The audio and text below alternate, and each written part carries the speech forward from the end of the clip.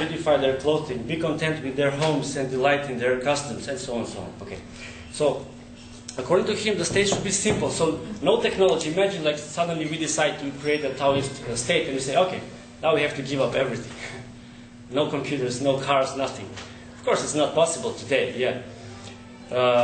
Maybe he was talking about some past when people didn't have these things, like kind of state of nature, like people lived happier life when people knew Tao, and then they lost it, and then humanity came, righteousness, the morality came, right? So according to Lao Zi, this kind of state, this kind of ruler, and people living there are actually above morality. They're not non-moral. They're just, I would say that, amoral.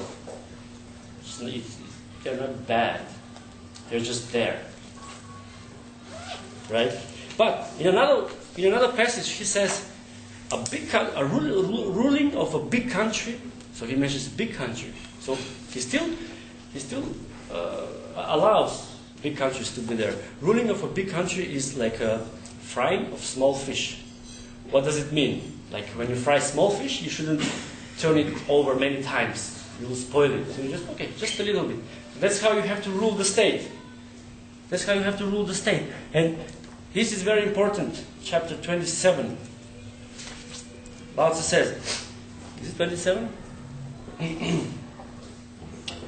It's not. I lost it. Okay.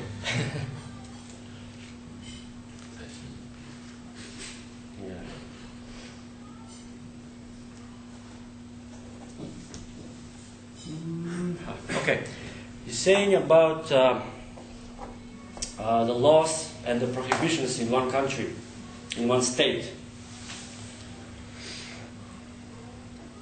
So it says like, according to Lao Zi, the more laws you have, the more prohibitions you have, the more transgressions of these laws and prohibitions you have, and the more criminals you have. So it's kind of like very opposite from our commonsensical way of thinking, right? The more weapons you have, the more killings will have, right? That's how he reasons. How is this explained?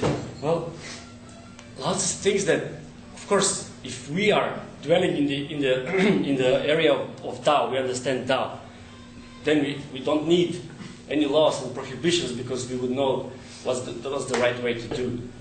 But as soon as you bring laws and you say something, you can't do this and this and this, then of course you have a lot of transgressions and criminal and people are not happy. Okay, this is maybe arguable if laws or not laws. If there are no laws, then it's like anarchy or something. But of course Lao Zi doesn't propose anarchy, like everyone killing each other. He proposes a peaceful anarchy with a ruler who is actually like a shadow. You don't know the ruler. Where is the ruler? And Lao Zi says, for the sage, he sometimes identifies the sage and the ruler. The sage is always in the behind, but he is always in front. By being behind, he is always on the front. So the sage or the ruler should not expose himself and boast of himself. Right, I think that's it, right? Okay. One more thing. At the end, I would say something about what kind of message does Lao Zi want to send us? I mean, in those times and even today. I mentioned yin and yang. He prefers always the yin side. He prefers the yin side. But why is that? That is because usually people prefer the yang side. Usually we always. Even today, think of yourself. What do you want to do? You want to earn as much money as possible. You want to be, I don't know, you want to succeed, you want to do everything. You always want something. You're always on the yang side. So yin side is always forgotten. Lao Zi mentions you shouldn't forget the yin side. And that's why he always refers to the female. And he says, Tao is a mysterious female. It's a mysterious female. Mysterious. It's very hard to know what is it. You know, females are mysterious, right? I mean, men will agree. Sometimes you don't understand. I don't get it. What these females are doing. Maybe we are mysterious for the females too. Lao Tzu was male, of course, so he wrote females. So the message he wants to try to send to us is not forget the inside. Put them together and see what you can do. And make your life better, the world better. If you're a ruler, God bless you. Yes. So that's that should be actually. It's such a short time for a short book, but very deep thoughts inside. Okay. Thank you for listening. Okay. Thank you, Aleksandar. And now we're going to have a Q&A questions, and we have very limited time, so please. Ask just one question, if it's possible. Thank you. Understand, like in Confucius' thinking, that the teaching was that you should practice in the arts and all the different aspects of life to become successful. How did Lao Zi write about art at all, or about being knowledgeable in all the different arts? Did he have a? You mean specifically about art, about being proficient in the violin or in any of the instruments back then? Not that I know, not really. Yeah. Like the idea of when you say that if you consider beauty, then you must consider ugly. Yes. And when you think about art and creation and our ideas about art and creation, we try to emulate the beautiful images, the beautiful sounds. And I'm just wondering whether he wrote about. Oh, he wasn't. He didn't create any theory of art. When he mentioned beauty and ugliness, he didn't mean about the art. He was talking about the opposites. Because right after that, he mentioned softness and hardness. I don't know where was it. Anyway, he refers mostly to that. As for the artistic part, Lao Zi was not an artist. He was, if we believe that Lao Zi was the guy who was archivist in Zhou Dynasty, he was just a scholar, the real Lao Zi. He didn't take the same, in Confucius you find a lot of things about basically the capability of the artist or the cultivated gentleman to change the world through art, right? To be proficient in all the different aspects of life, to study them all, and I just wondering if he had. I know he criticized Confucianism a lot. But that's one of the points, the simplicity. That's why I say the simplicity. Lao Zi is against that, actually, to be a scholar, to know all the arts, calligraphy, painting, poetry, music, and everything. For him, that's very complicated. It's too much. You will get confused and you will forget Tao and De. So he doesn't propose this kind of. So then, would you say that in modern societies in East Asia, like the Confucian society, that Lao Zi lost the battle against Confucius? Yes, that's true. He lost the battle. He's always there, but he's always behind. Yeah, He always comes when it's needed. When people need it, then Lao Zi comes out. But it's always Confucian society, mostly. Yeah, I spent the afternoon at the park where everyone's doing the Tai Chi Chuan, pushing hands, and Lao Zi is definitely alive at the park. There's no Confucius there. I just wanted to ask, so your analysis of, in your summary, you sort of analyzed the Lao Zi from the perspective of the Western philosophical category of transcendence and immanence, right? And these are alien concepts to the Chinese tradition. I'm curious whether you're applying those to this book. Is this your own analysis, or is this something that some scholar wrote about? No, it's not my own analysis. That's the usual commentary, philosophical commentary of Lao Zi. As I mentioned, Lao Zi, the previous sentence, the Tao produced one produced two, and so on. So even if you don't use the name transcendence, you can see that transcendence is there. Well, if you have a Western philosophical background. Yes. But, okay. Yeah, of course. Before the Westerners started commenting on Lao Zi, of course, probably the Chinese didn't use this term, transcendence. But there are specific commentators who talk about it in those terms. I'm going to ask you after. Okay, any questions? I think I understand the yin-yang, the dichotomies, the opposite being one thing. For example, if you have love-hate, they're the same thing. but I guess if you're being influenced in one direction, this one will shine more. If you're being influenced in another direction, this one will shine more, but it's all the same thing, same element. I'm not sure. I've studied that in some modern philosophy and based on, I guess, possibly this material. And that's what it was talking about. I'm not sure if that's correct. And the other one, what Taoism is, the state of sort of nothingness, or the state of being. Is that like the world with, is that like taking away all the forms in the world and all your thoughts, and then you're left with what would be, what's left is Taoism, or what's left is Tao? And then the other one with, that I can't quite get my head around, is the living in a state with, you have the cars and you don't use them, and you have the, you know, I don't know, nice outfits, but you don't use them. Is that sort of a humble kind of state that he's talking about, a humble way of being, or just the not needing them because you've transcended, I guess, the materialistic viewpoints? I'm not clear. The first part of the question, you know, people try today to use Lao Zi in their own purposes, and that's fine. Yes, I was talking about how philosophical interpretation, or what does it come from the book. You know, you can of course use it in this way if you want. If that when everything disappears, there is Tao left. That's fine. Yeah, maybe you can find a textual support in the book. The second question was about let's see, the clothes, the cars. That was for the state, for the people, for the simple life, how to govern the state. So it should be maybe understood metaphorically, in a way that we shouldn't be attached to these material things. Like, let's say shopping. You know, we like shop, or women like shopping, right? They are actually very opposite from what Lao Zi would say. He would say, "Why do you want to do this?" Well, because I want new clothes. And, what's wrong with the old one? You know.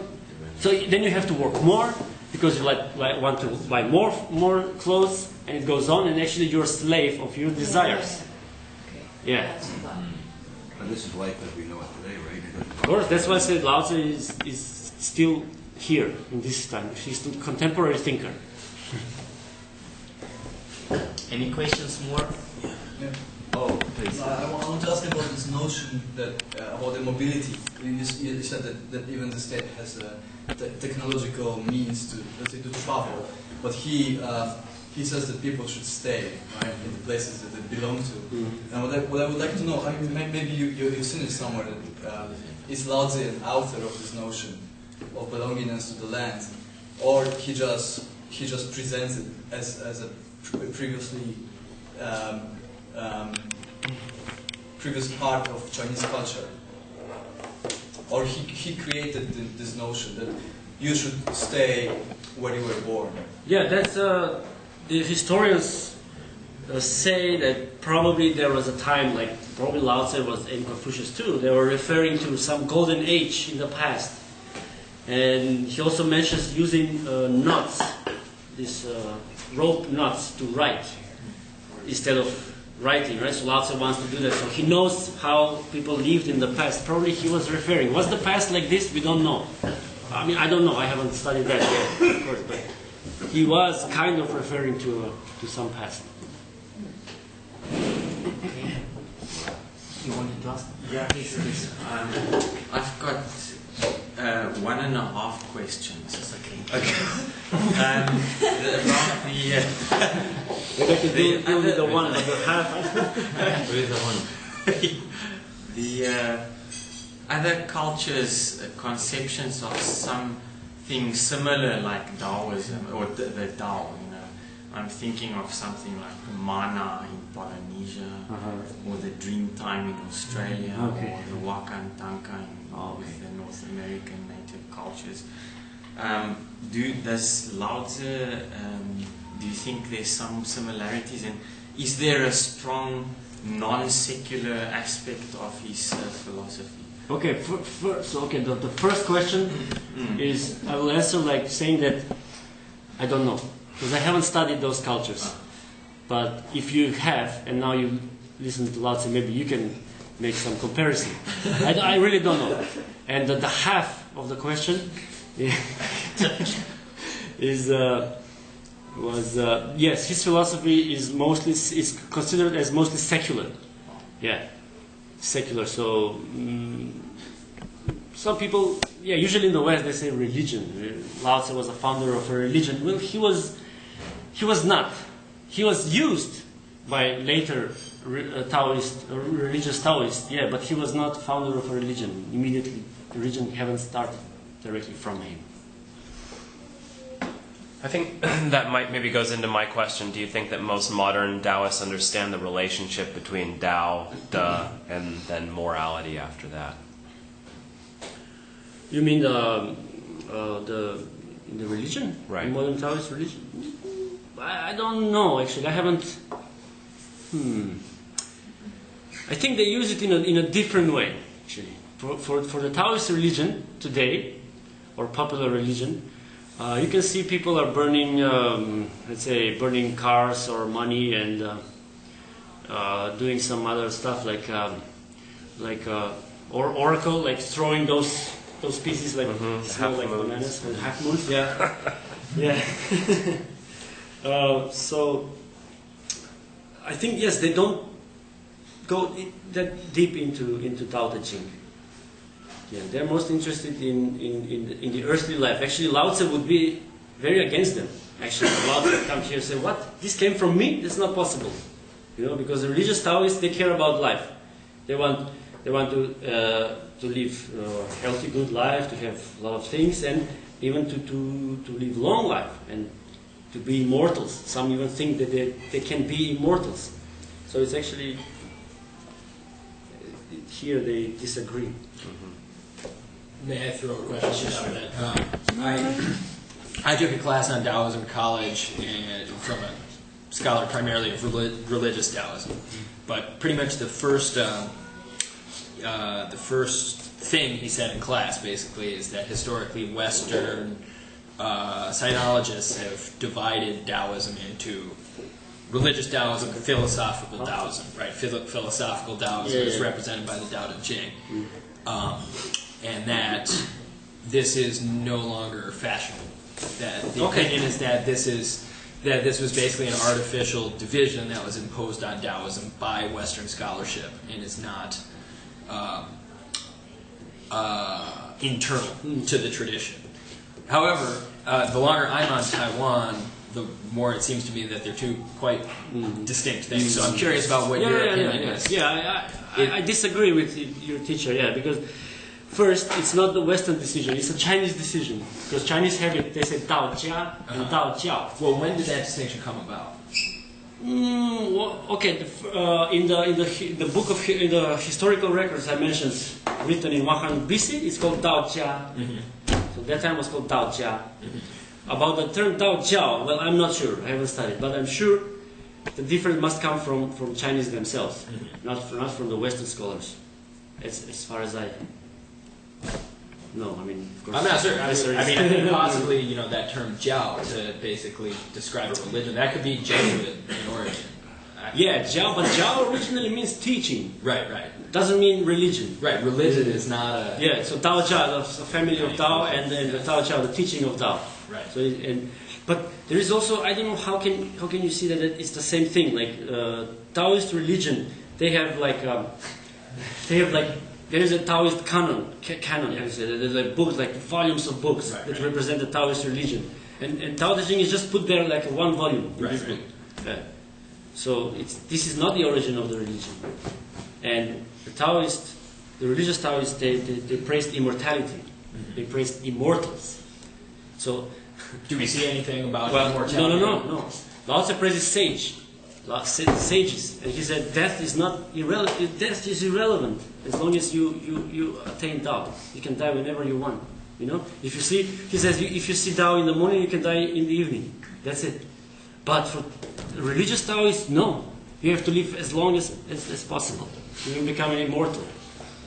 So they have two different ideals of person. Lao Tzu is sage, And religion, Taoist religion is immortal. They're two different. You have a question, John? Yeah. Do we have anybody who didn't ask questions? No, okay, please. I have a question about what did Lao Zi, because you talked a lot about what, we should be getting rid of things, we should be breaking things down, being more simple, but in terms of human development, what was his idea? Was his idea of human development developing the Tao? And if so, then how does a person put their finger on that? Can you give me an instance or an example? Yeah, that's the mystical part of his philosophy. Because Tao is not graspable by our everyday experience. So we have to realize it. We have to come to a realization, like similar to enlightenment, but it's not enlightenment. This is before enlightenment was invented, let's say, in China or imposed in China. So the point is the mystical aspect means that when you realize Tao, then you will know all these things. You will get rid of the desires, which is the most important in your life. So are there pre-Tao steps? Are there things that you maybe realize before you actually understand the Tao? Like you're setting up too many things. Sorry, I didn't hear. Is there pre-Tao conceptions, or is there something that maybe before you actually realize the Tao? Is there Pre-Tao conception. Well, I mean, what's the bridge between? Yeah, that's the mystical part. You have to. Okay, let's go the opposite way. Then we have to come from this world, to start from this world. Okay, we have the things which have names. So what do the things have in themselves? They have the, right? So if we start from these things, realizing then another step is to realize where this comes from. It comes from the non-being, from the transcendent world. And that's actually how we come to realization of Tao. I think actually the thinking of Tao is very confusing. I mean, if you're trying to actually understand the thinking because you want to apply it to your life, it can really screw your head up. Because I mean, you could sit there still for a long, long time, waiting for recognition of the Tao, or waiting for the step to take, and never take a step forward. You can even imagine. You can imagine you realize Tao. You can, of course, but let's not go into it now. I'm not saying it's fictitious. I don't believe it is, but it's just very, like you said, hard to grasp. Yeah. Nameless. You have other questions? Because I have more questions.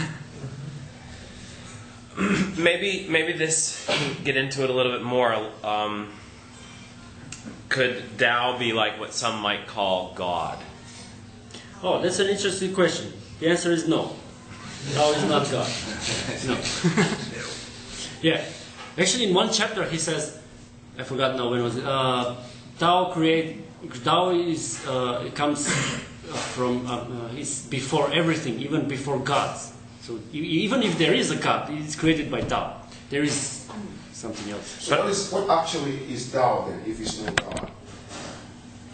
Because it was there before God.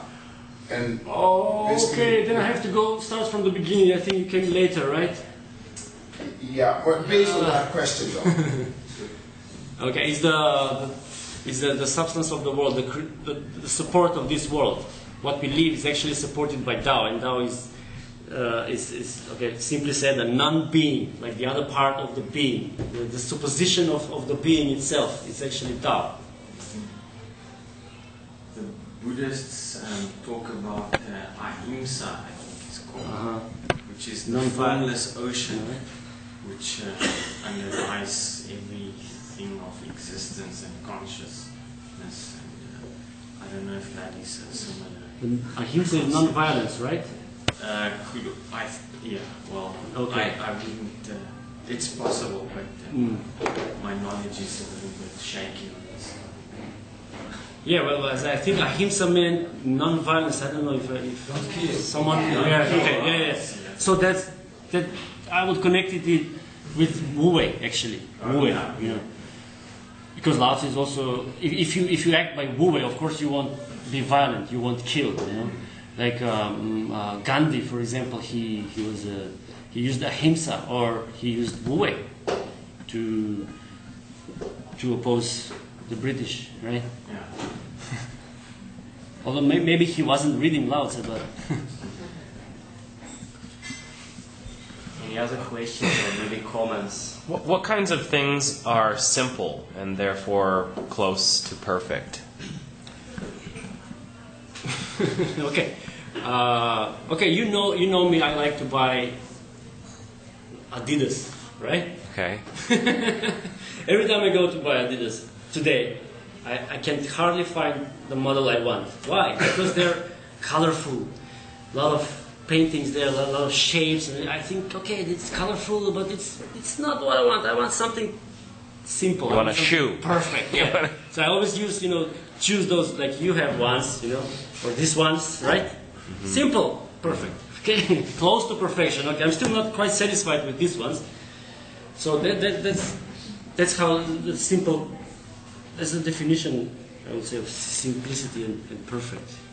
When I think of like a flower, is a flower simple, or is a flower complex? Depends on the flower. Depends on the flower. Yeah. Well, yeah, depends on the situation. And how, once you identify with it, if you really look at it closely, try to break it down, define it in many, many different ways, then it can be complex. Or you can just say it's beautiful. And that definition is pretty simple. Well, I think flowers are much more complicated than a painting of Picasso. While he's painting this girl with only one, he's using really, really simple shape though. And he's painting something unbelievable. So I think this is simple. When you see it's like, oh my god, it's so simple. Flowers are really, really complicated. Mm-hmm. The way they exist, the way they attract all the insects, the way everything's working, it's really complicated. May I answer over here? Well, it's an interesting example, right, of a flower, right? Because I don't know if anyone here knows anything about fractal geometry, but the way a flower is constructed is actually very similar to the way the Tao operates, right? A flower is an extremely complicated thing, but it's actually created using a few very simple rules. It's all mathematical iterations. So like you can express a flower with a very simple mathematical equation and it spits out some crazy floral image. People made a lot of comments on the similarity of these sorts of like chaotic or fractal geometries and Eastern thought, because it's basically you get the 10,000 things coming out of a very simple formula. It's like the science of how is a flower created in terms of science. That's more than I can answer. Yeah, I think that, like, if you think about a flower in simplistic unity, is because I think we give up something to the flower because we cannot create it. So I think in that sense, we don't try to define it. We don't try to figure out the math of the flower, because there is no math to it. It's just a simple flower, and it's beautiful. And there it is. Because if we could create it, then I guess we could explain its complexity. But I don't think we can. I can't anyway. Looks good, smells good, grows. Okay, friends, I think that We still have 2 more minutes. Still 2 minutes, right? One comment. I think a flower is simple just because the flower just is. There's not much thought that it has. If you're trying to draw something or work out some kind of complicated equation, I guess that's more complex than a flower that just exists on its own. So in a way, you could say that we give the complexity to the flower. Yeah, by thinking about it too much. Well, the flower on its own is just... That's literally what ziran, like natural, means. I mean, that which is. Yeah. Okay, that's all I want to say. Unless anyone else has a question, I had one last question. In a system that is sick or broken, might we say that the da is missing? Like in an unhealthy society, just like, say, capitalist society. Yeah, of course, yeah. The da is missing. The da is totally missing, according to Lao Zi. Yeah. And is the Tao missing as well, or the Tao is missing too, yeah. I mean, of course, the Tao is first and then is the Right. When Tao is lost, there is day. When day is lost, there is humanity and righteousness. So then, Morality. There is then morality. finding Da would be maybe one of the first steps to finding Tao. Yes, kind of. According to this chapter. Yeah. Is there like an inter-responsibility to Tao? Like in terms of, we can think of it today in society, communities. If Tao is going to exist, can it exist with one person inside of a city, or? Well, maybe tribes. I don't know. I mean, I wouldn't like to claim that they're very Taoistic societies, but let's say like Bushmans or this kind of tribes. They don't care about morality because they already, they're like mechanically they behave as they behave, right? They don't have any clothes. I mean, they just have little stuff, right? There, and their weapons are simple. Their food is simple. They don't hurt each other. They don't kill each other. And we're out of time. Yeah. Thank you, Alex.